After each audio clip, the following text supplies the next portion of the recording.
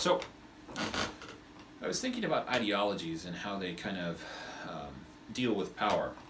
Um, so, most ideologies have what you would consider to be like a life cycle, right? There's the initial conception, right? They're coming up with the ideas. They're ironing out the kinks, perfecting the rhetoric and the propaganda and whatnot. At which point, it generally enters a cultural influence life cycle, um, right?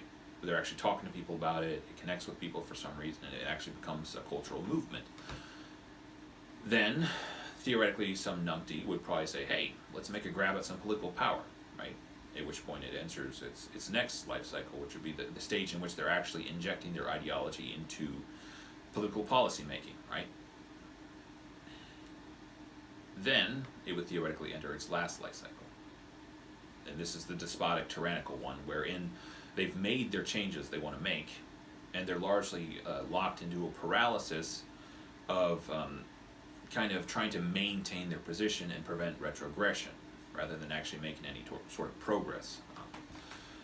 So it feels like there's an issue inherent with these ideological cycles, in that they cannot really help but bring instability with them. Now, perhaps this is noticeably less in America than in some other countries, but it still exists, and I think it's still a bad thing.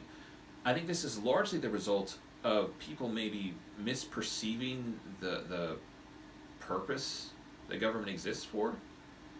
So I think a lot of people tend to think of the government as some sort of vehicle for ideological evangelization, right? It's not enough for them to propose good policies that do good things for good people. No, they have to present some sort of holistic vision for the future, right? They have to reprioritize the government around this idea, right?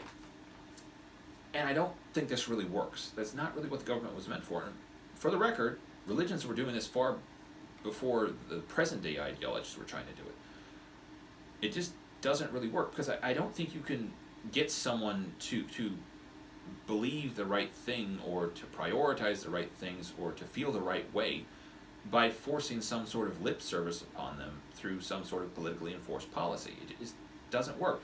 Largely, in my mind, the function of the government is to serve as an incubator, right?